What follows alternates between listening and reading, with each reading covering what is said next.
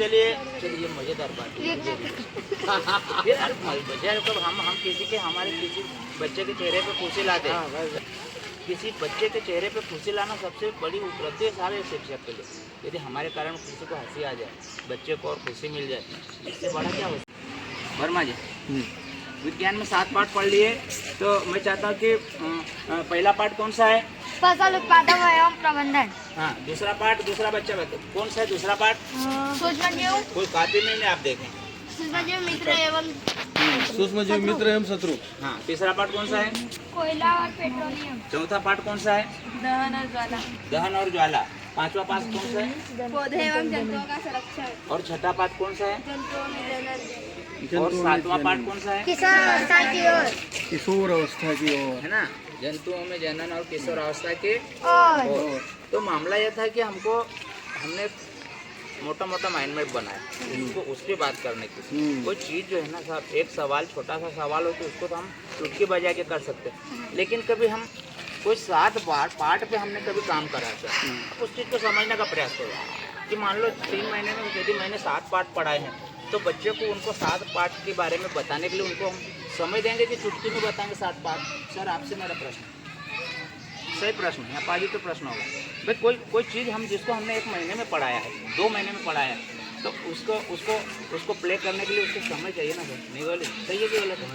ऐसा है ये। तो चलिए, तो उन्होंने माइंड मैप बनाया था, तो मोटा मोटा माइंड मैप जैसे पहला पार्ट है फसल उत्पादन एवं प्रबंधन। तो मेरे को बताओ कि बेटा पार्ट को समझ गए कि इसका समझ में अर्थ आ गया कि फसल उत्पादन एवं प्रबंधन का मतलब क्या होता है? कोई बताएगा बच्चा? सभी बच्चे बताना चाहिए, है ना। पूर्वा बताएगी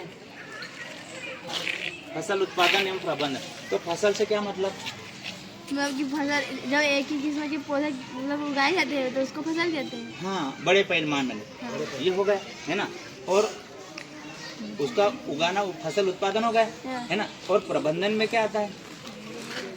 प्रबंधन में जिसको उसको उगाते हैं, जिसमें बीज लगता है, उसकी व्यवस्था करना, है ना। उसको कैसे हम सुरक्षित रह के, सारी चीज़ें आती है ना।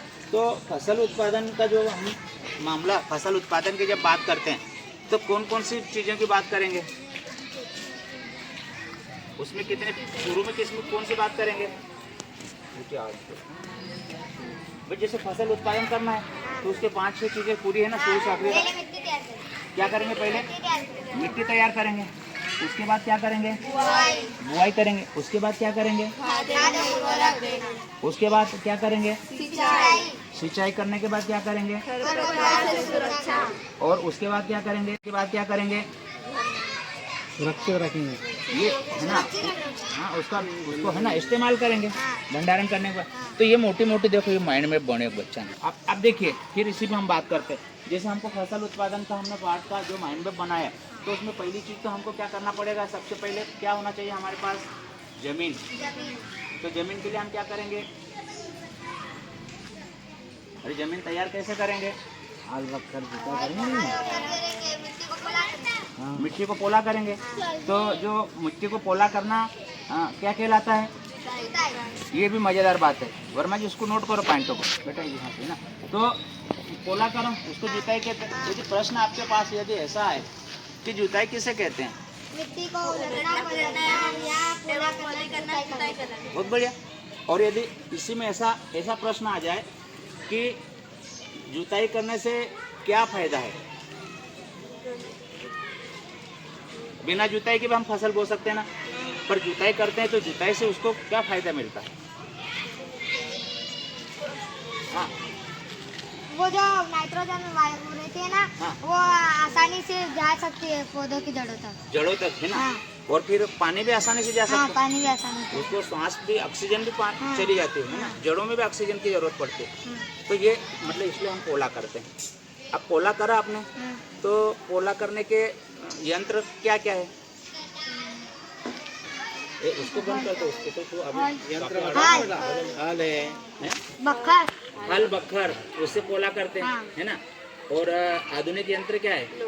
रोटावेटर, है ना। ये उससे भी जो मशीन है ट्रैक्टर से हम उसको हलते हैं ना। हाँ। चलो हमने हल लिया, हाँ। अब अपने को क्या करना है? हमने मिट्टी पलट दी, आप क्या करेंगे काम कृषि करना है तो बुआई करें। बुआई करते हैं, है ना। तो बुआई कैसे करेंगे हम? बुआई किसको कहते हैं? ऐसा प्रश्न बनता है ना। बीजों को बोना बुआई करना था। बीजों को बोना बुआई करना। तो बीजों को कितने तरीके से हम बोते हैं?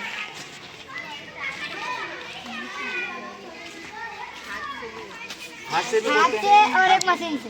मशीन से भी बोते हाँ। हैं और वो अपने वो टिफन टिफन से भी बोते हैं, हाँ। है ना। टिफन से भी बोते हैं, है ना। छिड़काव विधि भी है, है ना। 4-5। चलो अब अपन ने फसल को बो दिया, हाँ। है ना। अब बोने के बाद उसको फसल उगेगी तो उसके लिए उसमें क्या अब किसकी जरूरत है? फसल के बाद नहीं, फिर पानी भी जरूरत हाँ, बीच में पानी भी देंगे। अब क्या आएगा? पानी पानी है ना। तो पानी तभी हम फसल को पानी देना। तो इसको प्रश्न ऐसा बनता है कि सिंचाई किसे कहते हैं?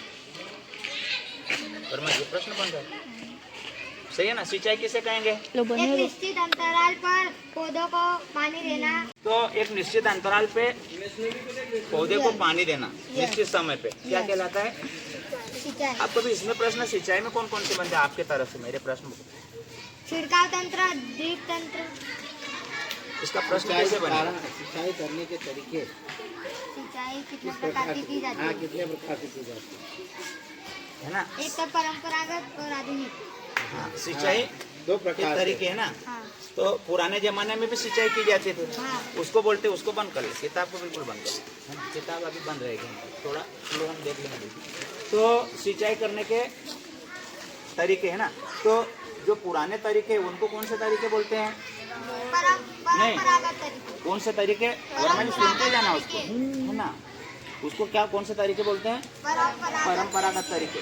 तो परंपरागत तरीके में कौन कौन से तरीके से करते थे? Chain pump. चेन पंप देखा है, उसमें चित्र बना है। हाँ। तो उसमें कैसा होता है चेन पंप बना हुआ? नहीं, चेन पंप तो हम पहले बात करें। चेन पंप याद आ रहा है? उसमें चेन लगी रहती है हाँ। पहिए के ऊपर और ऐसा उसको घुमाते हैं। हाँ। तो उस चेन में बाल्टियां लगी रहती है। हाँ। तो कुएं में नीचे जाती है, वो बाल्टी भर के ऊपर आती है और ऐसा सिस्टम है कि वो इधर आउंधी हो जाती है, पानी इधर चला जाता है ना। तो एक तो चेन पंप और दूसरा रहट। रहट शब्द पुराना हो गया, आजकल रहट का इस्तेमाल नहीं करते, लेकिन उस जमाने में शुरुआत में लोगों ने रहट उनके बहुत काम में आई, है ना। तो रहट कैसे आती है? कुछ देखा उसमें? वो बनी रहती है चमड़े के या पतरे के, तो वो भी पानी में नीचे जाता है। उसको जानवरों की सहायता से भी हम खींचते थे वर्मा जी, है ना। उसको मोड भी बोलते हैं अपने से, है ना, मोड। हाँ, और पुराना है ये आधुनिक है ना। चलिए अब सिंचाई के आधुनिक तरीके कौन कौन से हैं? मोटर पंप, है ना। चलिए ये हो गए। तो ये अपन ने देखो पानी दे दिया, है ना। तो यहाँ एक प्रश्न बनता है, मज़ेदार प्रश्न, है ना। मज़ेदार प्रश्न ये बनता है कि हमको पौधे को सिंचाई करने की आवश्यकता क्यों होती है?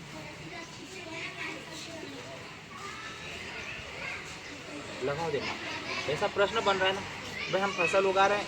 तो सर ये मज़ेदार प्रश्न उसको, है ना, सिंचाई की क्या आवश्यकता है? तो पौधे को पानी की आवश्यकता होती है क्या? हमने पढ़ा था कि तो पौधे को सिंचाई की जरूरत क्यों होती है? पानी की आवश्यकता क्यों होती है? क्या करता है पौधा? भोजन बनाने में इसलिए हमको पानी उसको देना जरूरी है, क्योंकि बिना भोजन के वो अपना भोजन नहीं बना सकता, करेगा है ना। और अब अपन ने पानी दे दिया, उसके बाद क्या काम करेंगे? खाद एवं उर्वरक, है ना। तो देखो खाद और उर्वरक, है ना। तो इसमें प्रश्न कैसे कैसे बनते हैं? आपने प्रश्न बताओ, आपने मत दिमाग में बना। ये पहला प्रश्न क्या बना? तो पूरे कैसे खाद कहेंगे? अपशिष्ट पदार्थों से बने होते हैं उसे खाद कहते हैं, है ना, अपशिष्ट पदार्थों से बने होते हैं उसे। अब अपशिष्ट पदार्थ किसको कहते हैं? चलिए, अपशिष्ट से क्या बनता है? खाद। तो इसमें भी प्रश्न फिर खड़ा हो जाता है, इसमें और खड़ा हो जाता है प्रश्न कि अपशिष्ट किसे कहते हैं? गोबर, सूखी पत्तियाँ, गोबर, पेड़ों की सूखी पत्तियाँ। अपशिष्ट वो होता है जो जानवरों के द्वारा मल त्यागा जाता है या जो वनस्पति सड़ गल के नष्ट होती है, वो सब अपशिष्ट होते हैं। ठीक। ये खाद है। तो इससे खाद बना है ना। और प्रश्न कौन सा बनेगा? हाँ, जोर से कौन सा प्रश्न? उर्वरक किसे कहते हैं? तो उर्वरक में कौन बताएगा अच्छे से? उर्वरक किसे कहेंगे हम? जो रासायनिक पदार्थों से मिलकर बने होते हैं उसे उर्वरक कहते हैं। हाँ, रासायनिक पदार्थों से बनते हैं ना, उसको उर्वरक कहते हैं। और उर्वरक कहाँ बनाते हैं? फैक्ट्री में, कारखानों में, है ना। तो एक तो अपन खाद देते हैं और दूसरा उर्वरक देते हैं। तो खाद और अब देखो प्रश्न मजेदार बना सर, खाद और उर्वरक में क्या अंतर है? खाद फैक्ट्रियों में नहीं बनाया जाता है ना, उर्वरक फैक्ट्रियों में बनाया जाता है। एक तो ये अंतर हो गया। ठीक। और दूसरा, जो खाद रहते हैं हमें जमीन की उर्वरा शक्ति को लंबे समय तक बना के रखते हैं। हमारी जमीन को जल धारण करने की शक्ति बढ़ाती है खाद। और रासायनिक खाद तत्काल लगते हैं और जमीन की उर्वरा शक्ति को कमजोर करते हैं। ये उनका अंतर है। तो देखो, और इसमें देखो एक प्रश्न और बन गया ये हमको। चलिए, तो है ना, उसमें एक प्रश्न ये आएगा, खरपतवार किसे कहते हैं? मजेदार प्रश्न अभी बताया था। जो अवांछित पौधे उगते हैं उन्हें खरपतवार कहते हैं। फसल के अतिरिक्त दो अवांछित पौधे होते हैं उगते हैं उन्हें खरपतवार कहते हैं। तो जब और खरपतवार से रिलेटेड जैसे बताओ, खरपतवार को क्यों निकाला जाता है? ये भी प्रश्न है। हाँ, जो फसल के पोषक तत्व है ना, वो खरपतवार ले लेते हैं। फिर फसल में कमी आ जाती है। बिल्कुल, वो फसल का जो उत्पादन शक्ति को शक्ति कम कर देती है। उसके पोषक तत्व, वो फसल के पोषक तत्व ये खा जाते हैं खरपतवार। मतलब उसका भोजन जो है, पौधे का जो भोजन है वो कौन खा जाता है? खरपतवार। इसलिए हम उसको निकाल देते हैं। चलो, खरपतवार हो गया। और खरपतवार को निकालने का एक तो तरीका हाथ से निंदाई करते हैं, है ना। और दूसरा तरीका क्या है? कटाई, दराती से काटना। हाँ, दूसरा और दवा। तो कौन सी दवाई छींटते हैं मालूम है सर? 2 और 2D, ये 2 दवाई है उसी, है ना, हमारे कोर्स में आई है। चलिए, खरपतवार हमने निकाल दी। अब अपनी फसल बड़ी हो रही है। अब क्या करेंगे? अब उसमें क्या आएगा? पूरी शक्ति आएगी, फूल आएगी। फसल कटाई पे सीधे आ जाते हैं। सीधे कटाई पे चले जाओ। अब कटाई पे, क्योंकि पार्ट में डायरेक्ट अब उसमें कटाई है ना, तो, है ना। तो फसल कटाई, है ना।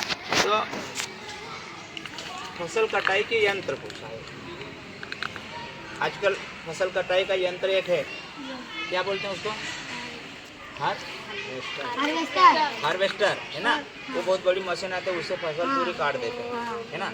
अब अपन ने फसल काट ली, अब उसको क्या करेंगे? उससे भूसे को अलग करेंगे, है ना, दाने को अलग करेंगे। तो वो विधि क्या कहलाती है? थ्रेसिंग, है ना। थ्रेसिंग में क्या करते हैं हम? दाने को अलग करते हैं और भूसे को बाहर निकाल देते हैं। भूसे को अलग कर लिया, दाने को अलग कर लिया, भूसे को अलग कर लिया, है ना। अब अपन ने अब हमारे पास अनाज आ गया, फसल आ गई, तो उसके लिए अब आप कौन सा काम करेंगे? फसल का अंतिम प्रबंधन। कौन सा काम करेंगे? भंडारण करेंगे।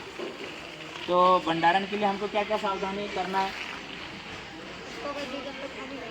एक तो जीव जंतुओं से बचाना है, और उसको खराब होने से बचाना है, पानी से बचाना है, नमी से, है ना। और हम वो फसल जो आई है वो गीली को डालेंगे कि उसको सुखाना भी जरूरी है? खराब होने की संभावना है।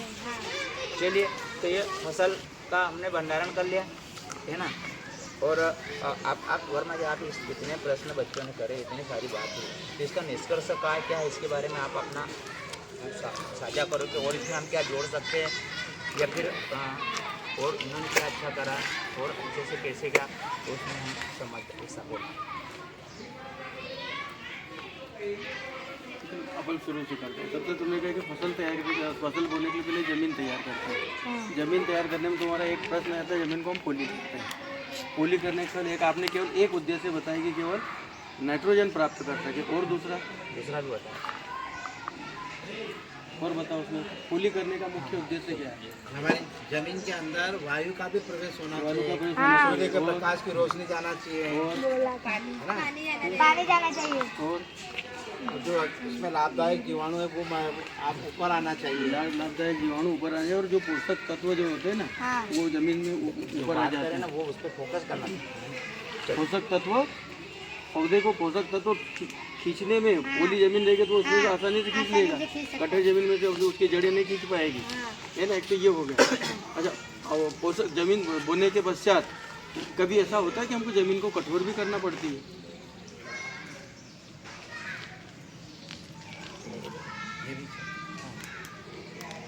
बुआई के बाद जमीन को हम कठोर करते हैं। देखा तुम लोग किसान के बच्चे हो, गेहूँ बोने के बाद उसके ऊपर हम पाटा फेरते हैं। आटा फेरते हैं, समतल करते हैं। क्यों फेरते हैं पाटा? बताओ। नहीं मालूम, तुम लोगों को नहीं मालूम, तुम्हें कोर्स में भी नहीं आया है वो ज्ञान की बात। तो पाटा फेरने का मुख्य कारण ये है कि जैसे हमने पोली जमीन को पहले पोली कर दी थी, पोली करने के बाद जमीन में क्या बन जाती है? केशिकाएं बन जाती है। क्या बन जाती है? केशिकाएं, जो वाष्प उत्सर्जन में मदद होता है। तो जमीन का पानी वाष्प बन के ऊपर उड़ जाता है। तो हमको जमीन के पानी को वाष्प बनकर ऊपर नहीं उड़े, उन केशिकाओं को तोड़ना है। तो उन केशिकाओं को तोड़ने के लिए जमीन के ऊपर पाटा फेर देते हैं। तो केशिकाएं टूट जाती है। केशिका से मतलब ऐसी सीधी नली, तो वो नली दब के ऐसी अड़ी तिरछी हो जाती है। तो फिर उसमें से जल वाष्प ऊपर नहीं उड़ती, और वो जल वाष्प जमीन में रहेगी तो पौधों को छोड़ेगा। तो जल नीचे छोड़ते समय उसको सूखी मिट्टी नहीं मिलना चाहिए। और यदि हमने केवल सूखा जमीन को पोली छोड़ दी तो पानी बहुत जल्दी 24 घंटे में तो जमीन का पानी पूरा ऊपर उड़ जाएगा। तो उसके लिए हम क्या करते हैं? पाटा फेरते हैं। तो क्या करते? उसका मुख्य कारण है केशिकाओं को तोड़ना, जो जल उत्सर्जन को रोके। जल जो वाष्प बन के वायुमंडल में उड़ रहा है उसको रोकने के लिए, तो ये उसका मुख्य है ना। अब जब फसल उग के तैयार हो जाती है फिर उसको पुनः पोली करते हैं। कड़क हो जाए तो फिर उसको पोली करते हैं। फिर उसको पोली करते हैं। उसका कारण यही है कि जड़ को ऑक्सीजन मिले और पानी फिर वापस अंदर जाए। तो जब जर्मिनेशन के लिए और पौधे की जो बाल अवस्था है उसके लिए फिर जमीन को अपने को पाटा दे के कड़क करते हैं। उसके बाद फिर वापस पोली करते हैं। समय समय फिर खाद पानी देते रहते हैं, फसल या खरपतवार निकालते रहते हैं, सब हो जाता है। तो फिर अब आ गए कहाँ पर? फसल का प्रबंधन किया जाता है। तो फसल प्रबंधन के बाद हार्वेस्टिंग। तो आजकल हार्वेस्टिंग में थ्रेसिंग दोनों हो जाता है। हार्वेस्टिंग में थ्रेसिंग दोनों, पहले एक समय था पहले हार्वेस्टिंग होता था केवल फसल कटती थी, और आजकल हार्वेस्टिंग में थ्रेसिंग भी दोनों आने लग गई। तो हार्वेस्टिंग के साथ थ्रेसिंग भी हो जाती है। थ्रेसिंग होने के बाद सीधा हमको फसल, हमारी जो काम की फसल है हमको सीधी मिल जाती है ना। और अपशिष्ट वो जमीन में रह जाता है, चाहे तो हम उसको इकट्ठा करके हमारे जानवर के लिए ला भी सकते हैं, है ना। और हार्वेस्टिंग आजकल ऐसी भी आ गई है कि वो अवशेष को एक जगह इकट्ठा करता है तो वहाँ से हम ले आते हैं। बात करें सोयाबीन यदि हम आ गए तो पहले क्या करना पड़ता है? उसको भी धूप देना पड़ती है ना। तो धूप हमें कितनी देना पड़ती है कि हमारी फसल की नमी कम से कम 12% रह जाए। 12 से कम भी नहीं होना चाहिए। 12 से कम भी नहीं होना चाहिए।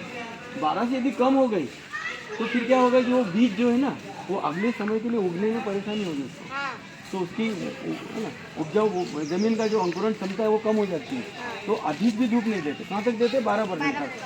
12%, 12 से थोड़ी कम जाएगी चलेगी, है ना, पर 12 से 10 तक उसको हम देते हैं। 10 के बाद उसको हम भंडारण कर देते हैं। भंडारण के लिए आज के समय के अच्छे तरीके हो गए, परंपरागत तरीके क्या भंडारण के? नीम की पत्तियाँ या और दूसरे पौधों की पत्तियाँ, पलाश, अपने आकाव की सूखी पत्तियाँ उसमें मिलाते थे। नीम की सूखी पत्तियाँ मिलाकर उसका हम भंडारण करते थे, जो फसल को कीटों से बचाते थे, है ना। और उसके बाद फिर भंडारण करने के बाद हम क्या करते हैं? हमारी आवश्यकता का हमारा उपयोग करते हैं और अन्यथा हम उसको बाजार में बेच देते हैं। फसल को मुख्य हमारा काम है ना फसल को बाजार में बेचना, तो बाजार में बेच देते हैं। तो ये अलग हुआ फसल का प्रबंधन, और फिर उसका हमें फल मिलता है ना भाई। बच्चों पे इसका ऊर्जा मतलब सकारात्मक प्रभाव कोई भी चीज़ बच्चे के लिए अंत में अपने जीवन के लिए चलाने के लिए इससे आपकी आमदनी बढ़ेगी, अपने आने वाले खर्च और फसल के लिए अगली व्यवस्था भी होगी उससे पककर तैयार होने के बाद, क्योंकि हमको आगे भी चलाना है और बोने के लिए फसलों का हेर फेर करना चाहिए। एक जैसी फसल नहीं बोना चाहिए धरती, बदल बदल के, नहीं तो हमारी धरती भी क्या हो जाती है, उसकी उर्वरा शक्ति धीरे धीरे समाप्त होती है। कभी कपास तो कभी मूंग, ऐसे ही फसलें हेरा फेरी करके बोओगे तो आपकी ज़मीन की उर्वरा शक्ति लंबे समय तक बनी रहेगी, है ना। उथली जड़ वाली फसलें भी बोना चाहिए और गहरी जड़ वाली फसलें बोना चाहिए ज़मीन के अंदर। नहीं कि अपन ने हाल बख्तर चलाकर सीधा पहले हाल बख्तर चलाए, इसके बाद में उसको ढेले तोड़ना पड़ेगा, फिर फसल बोएंगे, ढेले भी तोड़ना पड़ेंगे, ढेले जो निकलेंगे ना उसके ऊपर भी पाट अपनों को चलाना पड़ेगा, तोड़ेंगे, फिर बख्तर चलाएंगे, बख्तर चलाने के बाद फिर उसमें बुआई के लिए तैयार करेंगे। 3 प्रक्रिया है ज़मीन तैयार करने की मुख्य। तो देखो 8वीं में जो है ना, ये जो भी पाठ दिया है फसल उत्पादन का, तो इसके महत्व को भी हमको समझना है, क्योंकि फसल जो है ना, फसल का उत्पादन जब होता है तो इससे हमको जो चीज़ मिलती है, क्या मिलती है। फसल उत्पादन क्यों महत्वपूर्ण है? यदि फसल उत्पादन नहीं हो, फसल उत्पादन करना कभी बंद कर दे किसान, तो क्या हो? ऐसा प्रश्न बताओ, क्या हो? भूखे मर जाए, हैं? भूखे मर जाए। भूखे मर जाए, के बाद हमको है ना? अनाज नहीं मिलेगा खाने को, मनुष्य खाएगा क्या? क्या खाएगा? इसलिए सबसे पहले तो हमको मनुष्य की एक मूलभूत आवश्यकता है भोजन। और हमारे पशुओं को भी उससे चारा मिलेगा। 2 चीज़ें हैं, हम भी हैं और हमारे पशु भी उसके लिए निर्भर है, क्योंकि कृषि पर पशु निर्भर है। अपन जानवर पालेंगे, घास कहाँ से लाएंगे? तो जैसे अभी आप पाठ पढ़ रहे हो, तो आप कह रहे यार अपन काय को फसल को पढ़े, अपन क्यों याद रखे? जबकि हम सुबह रोटी खाते हैं तो वो फसल उत्पादन ही खा के आते हैं, वो फसल के ऊपर ही निर्भर है। पशु भी फसल पे निर्भर है, मनुष्य भी फसल पे निर्भर है। और हमारे देश की अर्थव्यवस्था किसान पे ही निर्भर है। हमारे देश रीढ़ की हड्डी है, भारत का कृषक रीढ़ की हड्डी है देश की, है ना। 70-80% लोग कहाँ रहते हैं? गांव में। वो सब क्या कार्य करते हैं? किसानी कार्य करते हैं। इसीलिए हमारे देश को जो है ना, कौन सा देश का गांव देश। ये कौन सा देश कहा गया है? मतलब यहाँ का मुख्य जो मामला है, मुख्य व्यवसाय जो हमारे क्या है? कृषि है। कृषि के नाम से हमारे देश को जाना जाता है। और हम बहुत सारे देशों को अनाज खिलाते हैं, खाद्यान्न उपलब्ध करवाते हैं। तो चलिए, ये क्लास हमारे समाप्त होती है, बस।